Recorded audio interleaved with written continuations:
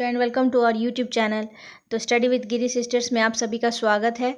आज मैं आप लोग के लिए 4.1 जो हमारा चैप्टर का टॉपिक है वास यानी अवधारणा और अवयव एवं रोगों के भार को हटाने में इसका महत्व क्या है, यानी कि कॉन्सेप्ट ऑफ कंपोनेंट्स ऑफ वास and its significance in eliminating disease burden.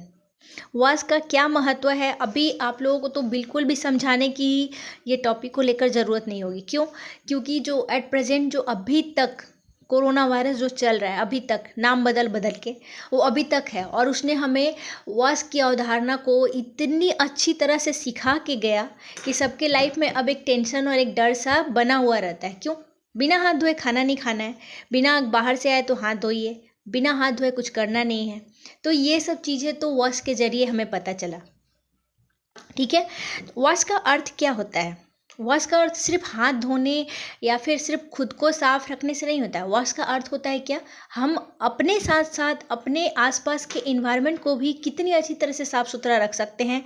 Even अपने खाने की चीज़ों को, अपने शरीर से लेकर अपने जहाँ वर्क प्लेस है वहाँ पर भी इस साफ सफाई के जरिए ही हम किस तरह से बढ़ सकते हैं, इस कॉन्सेप्ट और इस टॉपिक के जरिए हमें ये बताने की, हमें समझाने की कोशिश की गई है।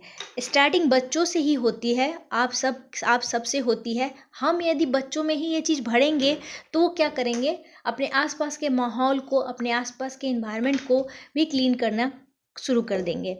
तो वास क्या है? वास का सिंपल लैंग्वेज क्या है? वास का अर्थ होता है जल, स्वच्छता एवं स्वास्थ्य। स्वास्थ्य मीन्स क्या हुआ? आरोग्य। जो हमारे आरोग्य मतलब जिसमें कोई रोग ना होने की संभावना हो, उसको आरोग्य कहा जाता है। ठीक है, तो आरोग्य यानी कि वाटर, सैनिटेशन एंड हाइजीन। हमारे स्वास्थ्य के लिए सबसे आवश्यक क्या है कि सबसे पहले जो हम लोग लेते हैं वो चीज़ साफ सुथरा होना चाहिए, यानी कि पीने का पानी सुरक्षित एवं स्वच्छ हो, गंदे जगहों से ना आता हो। और सबसे बड़ी बात क्या है कि वो स्वच्छ हो। स्वच्छ मीन्स क्या है? वो जो उसमें कीटाणु रहित हो, कीटाणु बिल्कुल भी ना हो। और दूसरी बात कि उसमें और भी जो केमिकल्स होते हैं ना, वो भी ना हो, और वो हमारे पीने का पानी जो हो वो सही मायने में स्वच्छ और सुरक्षित हो। आसपास के आवास के आसपास के पर्यावरण यानी कि इन्वायरमेंट को स्वच्छ और रोगाणु मुक्त हो। जहाँ पर हरे पेड़ पौधे आप लगाएंगे, जो बहुत ज़्यादा रोगों से मुक्त करने के लिए बहुत सारे ऐसे पौधे होते हैं ना, जैसे कि हमारे सबसे ज़्यादा जो तुलसी है उसको, और तथा हम सभी निरोग रहें। ठीक है, अब जो ये प्रश्न उठता है कि ये मानव स्वास्थ्य का खतरा किससे है, हम सभी को स्वास्थ्य का खतरा किससे है? तो हमारे जो हम लोग जो अपने जो हमने जो अपने आसपास जो गंदगी फैला रखी है ना, जो हमने जो कर रखी है, हमारे पहले ऐसी क्या पृथ्वी थी? नहीं। हमें इन सबको, जो हमारा सबसे बड़ा जो शत्रु है, हमारा आसपास का कूड़ा कचरा जो हम ही फैलाते हैं, गंदे स्थानों, गड्ढे, नालों का पनपने वाले रोगाणु, मक्खी, मच्छर, और उसके साथ साथ जो विषाणु यानी कि वायरस फैल रहे हैं, ये किसके कारण फैल रहे हैं? ये सब चीज़ें पहले भी थी और आज भी हैं, पर इनकी संख्या क्यों बढ़ रही है? क्योंकि हम उनके लायक रहने के लिए वातावरण तैयार कर रहे हैं, हम अपने लायक रहने के लिए वातावरण तैयार नहीं कर रहे हैं। तो हमें क्या करना है कि हमें आसपास के वातावरण को वाश करना है, सुरक्षित रखना है, स्वस्थ रखना है, सफाई रखनी है। तो इसमें वाश ही हमें सबसे ज़्यादा रोगों से सुरक्षा प्रदान करने का काम कर सकता है। 2013 में के प्रारंभ में WHO और यूनिसेफ ने एक संयुक्त निगरानी कार्यक्रम बनाई थी, ज्वाइंट मॉनिटरिंग प्रोग्राम की थी, जिसका नाम दिया गया है, आपके स्क्रीन पे दिख रहा है, JMP। ठीक है, तो ये JMP जो प्रोग्राम था, ये ऊपर के स्क्रीन में दिख रहा है, JMP प्रोग्राम चलाया गया। इसके आंकड़े 2011 के थे।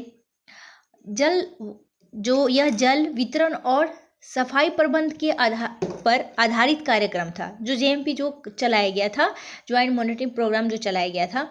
इसके अकॉर्डिंग क्या हमें बताया गया है कि विश्व में 36% ही जो जनसंख्या है वो विकसित सफाई प्रबंध से वंचित है। यानी कि अभी भी जो 768 मिलियन जो जनसंख्या है, वो अभी भी असुरक्षित पेयजल का इस्तेमाल कर रही हैं, जिसके कारण, ठीक है, जो आपके स्क्रीन पर दिख रहा है, निमोनिया के कारण इतने बच्चे विश्व में प्रतिवर्ष खराब स्वास्थ्य के कारण मरते हैं, और लगभग 5 मिलियन बच्चे प्रतिवर्ष वास की कमी के कारण मरते हैं। ठीक है, अतः बच्चों के जीवन एवं भविष्य की सुरक्षा के लिए हमें वॉश को अपनाना होगा। ये किसी समुदाय की ज़रूरत को पूरा करने का मार्ग नहीं है, ये हम सबका रिस्पॉन्सिबिलिटी बनता है। सभी का जीवंतता का सबसे पहला जो कदम होता है वो वॉश के जरिए ही स्टार्ट किया जाता है। सफाई प्रबंधन यानी कि प्रबंध यानी सैनिटेशन का अर्थ होता है स्वास्थ्य की दृष्टि से हानिकारक जो पदार्थ है उससे मानव स्पर्श को बचाना, यानी जो बहुत हानिकारक जो पदार्थ है उनको आप नहीं छूइए। तो स्वास्थ्यकर भोजन की कमी, स्वच्छ जल की कमी, स्वस्थ आवास की कमी और जो मक्खी मच्छर उनके साथ रहना, स्वच्छ वातावरण की कमी के कारण मानव स्वास्थ्य को सुरक्षित करना सफाई प्रबंध का एक हिस्सा होता है। इसमें मानव द्वारा जो उत्पन्न वर्ज्य पदार्थ होते हैं उसका भी प्रबंध करना बहुत जरूरी है। वर्ज्य पदार्थ मतलब आप लोगों को समझ में आ रहा है, जो हम लोग जो ऐसे चीज़ें होते हैं जो हम लोग निष्कासित करते हैं, बाहर निकालते हैं और वो इधर उधर आसपास में फैला हो। तो इससे क्या हुआ, एक रिसर्च के अकॉर्डिंग बताया गया क्या कि जो पहले जो जापान के लोगों की हाइट कम होती थी, इसका सबसे बड़ा कारण यही था क्योंकि अपने वर्ज्य पदार्थ को इधर उधर फैलाना। बाद में इनको कितना पता चला और इस रिसर्च के बाद हमारे इंडिया में ये भी लागू किया गया कि इधर उधर वर्ज्य पदार्थ को ना फैलाना। इससे क्या हो रहा है कि एयर पॉल्यूट हो रहा है और एयर के पॉल्यूट होने की वजह से हमारे हाइट पर भी इसका बहुत ज़्यादा इफेक्ट पड़ रहा है। ठीक है, इसीलिए सरकार ने ये प्रबंधन किया, सैनिटेशन प्रबंधन किया। ठीक है, आरोग्य विज्ञान के बारे में संबंध में अच्छे स्वास्थ्य बनाए रखने के लिए साथ साथ अच्छे खान पान और जो इसका जो मुख्य व्यक्तिगत स्वास्थ्य है, व्यक्तिगत स्वास्थ्य में क्या हो रहा है कि जैसे हम अपने शरीर की साफ सफाई, ठीक है, इसके साथ साथ हम महिलाओं को साफ सफाई रहने की भी उनको सिखाएं। मूलभूत सफाई प्रबंध क्या है, बेसिक सैनिटेशन क्या है, आवासीय स्तर पर मल मूत्र का प्रबंध करना। अभी बताया ना मैंने कि जापान में हाइट कम हो रहा था और उसके बाद इंडिया के लोगों की भी हाइट कम हो रही थी। तो कहीं ना कहीं आपने सुना होगा ना, जैसे कि आप पढ़ेंगे शायद 9 या 10 में है, एक चैप्टर है ना कि जिसमें बताया गया है कि जो जिराफ है उसकी हाइट पहले वो छोटे हाइट के होते थे, पर ऊंचे ऊंचे घासों को, बड़े बड़े अपने घासों को खाने का उनका दिन प्रतिदिन क्या हुआ, उनकी गर्दन लंबी होती गई। उसी तरह से हम यदि अनहाइजेनिक तरीके से रहेंगे तो हमारा क्या होगा, धीरे धीरे हमारा सब डिक्रीज ही होता जाएगा ना, बहुत कुछ डिक्रीज होगा। उसके बाद यथास्थान सफाई प्रबंधन यानी ऑन साइट सैनिटेशन क्या हुआ कि जो वर्ज्य पदार्थ है जहाँ पर संग्रह किया गया है वहाँ उसको उठाकर उसको संशोधन करना, इसको संशोधित करके हम बहुत कुछ बना सकते हैं। खाद्य स्वच्छ फूड सैनिटेशन में क्या कहा गया है कि खाद्य सुरक्षा को सुनिश्चित करने के लिए एक स्वास्थ्यकर तरीका को अपनाया जाए। खाद्य सुरक्षा यानी जो खाने पीने की जो सामान है उनको किस तरह से सुरक्षित किया जाए, उनको साफ सफाई के अकॉर्डिंग बनाया जाए, उनको साफ सफाई के अकॉर्डिंग दिया जाए। आवासीय सुरक्षा यानी कि हाउसिंग सैनिटेशन में आसपास हमारे आवास यानी हम घर की भी साफ सफाई करें, अकॉर्डिंग हम लोग आसपास का भी एनवायरनमेंट साफ रखें। ठीक है, उसके बाद है पर्यावरणीय स्वच्छता है। एनवायरमेंटल सैनिटेशन में क्या कहा गया है कि पर्यावरण का वह कारक जो रोगों को प्रसार से जुड़ा है उसका नियंत्रण किया जाए। ऐसे रोगों का नियंत्रण किया जाए जो कि हमारे टच टू टच होने से फैलते हैं, उनको सबसे पहले रोका जाए। लाइक फॉर एग्जांपल डेंगू हुआ, मलेरिया हुआ, ऐसे स्थानों को आसपास को साफ किया जाए। जिस स्थानों पे इस तरह का ज़्यादा फैल रहा हो उसको रोकने का काम किया जाए। और नेक्स्ट है इकोलॉजिकल सैनिटेशन में आता है मनुष्य तथा जानवरों के वर्ज्य पदार्थ को पुनः चक्रण के द्वारा पोषक तत्वों को पुनः पर्यावरण में लौटाना। जो आप लोग देखे होंगे गोबर गैस वगैरह बनता है, उससे बहुत कुछ का यूज़ किया जाता है। तो जो जानवरों से जो वर्ज्य पदार्थ निकल रहे हैं उसका पुनः चक्रण तो हो ही रहा है, साथ साथ मनुष्य का भी वर्ज्य पदार्थों का ही पुनः चक्रण करके मतलब उनको फिर से इन्वायरमेंट के अकॉर्डिंग बना के फिर से इन्वायरमेंट में लाया जाता है ताकि वो अच्छे से, हमारे पेड़ पौधे उन सब का यूज करते हैं और अच्छे फसल की भी उपयोगिता हो रही है। ठीक है, अब ये सब सफाई प्रबंधन और स्वास्थ्य को दो भागों में बांट सकते हैं। सबसे पहला क्या आता है कि हम व्यक्तिगत और सामाजिक दो भाग हो सकते हैं। जो आपकी स्क्रीन पर दिख रहा है व्यक्तिगत और सामाजिक दो भागों में होना चाहिए। सबसे पहला है साफ सफाई। व्यक्तिगत साफ सफाई में क्या होता है कि हाथ हम शरीर की त्वचा की नियमित रूप से सफाई करें, ये कहना नहीं पड़ेगा। शौच क्रिया के बाद, खाने से पहले, भोजन पकाने से पहले अपने हाथों को धोएं। अंदरूनी वस्त्र जो होते हैं, जो इनर जो हमारा जो क्लॉथेस होते हैं ना, उनको डेली साफ सफाई करनी चाहिए। अपने हैंकी और अपने सॉक्स डेली धोने चाहिए, ये कहने की बात नहीं है। साथ साथ अपने शारीरिक अंगों का भी साफ सफाई करना बहुत ज़रूरी है। सबसे पहले सुबह उठ के जो हम लोग को बचपन से सिखाया जाता है कि दांतों, आँखों और कान को साफ सफाई करना चाहिए। हम लोग क्या करते हैं कि सो के उठने के बाद तुरंत से अपना स्क्रीन चालू मोबाइल कर लेते हैं और उसके बाद उसमें लग जाते हैं। लेकिन आप ध्यान दीजिएगा कि जब हमारी आंखें सो के उठने के बाद अच्छी तरह से खुली नहीं होती है और ये जो मोबाइल के जरिए जो रेडिएशन हमारे आंखों में जा रहा है वो बहुत ज़्यादा नुकसान हो रहा है। इससे बच्चों की आंखों की रोशनी भी जा रही है। तो इस बात का साफ साफ ध्यान रखा जाए कि सो के उठने के बाद पहले आंखों को अच्छी तरह से धोया जाए। उसके बाद ग्रीन चीज़ों को देखें ताकि ग्रीन कलर को देखने से हमारी आंखों की रोशनी भी सही रहती है। नशीले पदार्थों का और शराब का सेवन तो बिल्कुल भी नहीं करना चाहिए। और सोने का कमरा हवादार यानी कि उसमें आसपास हवा का गमन होता रहे, आवागमन होता रहे और साफ़ सुथरा होना बहुत ज़रूरी है। उसके बाद आता है सामाजिक सफाई प्रबंध एवं स्वास्थ्य। सोशल सैनिटेशन एंड हेल्थ में क्या आ सकता है? हमारे सोशल सैनिटेशन में आ सकता है हमारे विद्यालय, हमारे जहाँ हम लोग काम करते हैं, कार्यालय, हमारे खुद का घर हो, शौचालय हो हमारे आसपास। हम लोग अपने ही घर में अपने ही शौचालय को साफ़ सफाई कर सकते हैं। स्नान घर को साफ़ सफाई रखिए, सिनेमा हॉल हुआ, रसोई घर हुआ, जितना हो सके उन सबको सही तरीके से। क्यों भाई, हार्पिक का तो ऐड आप लोग डेली देखते हैं, लाइजोल का ऐड डेली देखते हैं, तो वो उन सब चीज़ों को क्या बताया जा रहा है? जितना इन सब चीज़ों का यूज़ करिए, मीन्स उनको साफ़ सफाई के प्रबंधन में ही यूज़ किया जाए।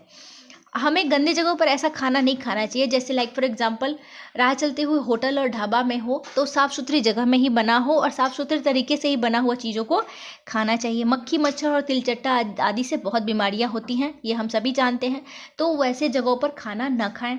उसके बाद है कि बर्तन, कप, चम्मच जो इत्यादि हो उनको साबुन और गर्म जल से धोना चाहिए। सार्वजनिक नालों, कूड़ों स्थानों को ढक कर रखना चाहिए और समय समय पर उनको ब्लीचिंग पाउडर, चूना, किरासन तेल आदि का छिड़काव करते रहना चाहिए। सरकारी संस्थान जैसे कि नगर पालिका हुआ, नगर निगम हुआ इत्यादि को रोगाणुमुक्त और स्वच्छ जल की उपलब्धता, नालियों के गंदे जल का भी निस्तारण करके समुचित व्यवस्था जरूर करनी चाहिए। तो ये सब कौन करेगा? आप नगर पालिका की हेल्प ले सकते हैं और आप भी नागरिक हैं और इसका पूर्णतः अपना रेस्पॉन्सिबिलिटी समझकर अपने सरकारी चीज़ों का गलत उपयोग ना करें। मैं एक एग्जांपल बता रही हूँ। अभी कुछ दिन पहले हम लोग घूम रहे थे तो मैंने देखा कि बहुत सारे ऐसे नल होते हैं जो टाइमली खुलते हैं, ठीक है, और उनको बंद नहीं करते हैं। पानी गिर रहा है, गिरते जा रहा है। क्यों भाई? वो गवर्नमेंट का है, उनकी रिस्पॉन्सिबिलिटी है। नहीं, ये हमारी रिस्पॉन्सिबिलिटी है भाई कि हम उस नल को, जो पानी गिर रहा है, उस पानी को बंद करें। ये किसी और की रिस्पॉन्सिबिलिटी नहीं है, ये हमारी है। और हम पानी की सही से सही इस्तेमाल करें और कम इस्तेमाल करें जितना हो सके, यानी आवश्यक के अनुसार ही इस्तेमाल करें। तो ये दूसरे लोग नहीं करेंगे, हमें खुद करना है, ठीक है। नेक्स्ट है क्या कि जो वेक्टर होते हैं, वेक्टर आप लोग जानते हैं ना किसको कहा जाता है? जो रोगाणुओं के वाहक होते हैं, जैसे कि मक्खी और मच्छर सबसे बड़े माने जाते हैं। चूहा, मक्खी, मच्छर, चूहा जो होता है, मक्खी और मच्छर और चूहा, यानी ये क्या करते हैं? रोगाणुओं के वाहक होते हैं। मक्खियों के पैरों में चिपक के बहुत सारे ऐसे वायरस और बैक्टीरिया जाते हैं जो गंदे स्थानों पर वो लोग फिर जाके बार बार गंदे स्थानों बैठती है, वहाँ से कुछ कीटाणु लेके आई, फिर वो स्वस्थ जगह में बैठी, वहाँ पर उसने कीटाणु को छोड़ दिया। उसी तरह से मच्छर होते हैं जो कि एडिस मच्छर हुआ, यानी मादा इन्फ्लूएंजा हुआ, ये सब क्या करते हैं? मलेरिया और डेंगू को फैलाने का काम करते हैं। तो ये जो पहले उनके अंदर जो हुआ, बाद में वो क्या किए? वेक्टर, यानी कि वो लोग वाहक का काम कर रहे हैं। वो मानव स्वास्थ्य के लिए सबसे बड़ा शत्रु है, ठीक है। इनका नियंत्रण करना बहुत ज़रूरी है। स्थिर पानी और नालियों और जल से छोटे भरे गड्ढे को भर देना चाहिए। डीडीटी, फिनाइल, चूना, बोर्डेक्स आदि का छिड़काव करना चाहिए, ठीक है।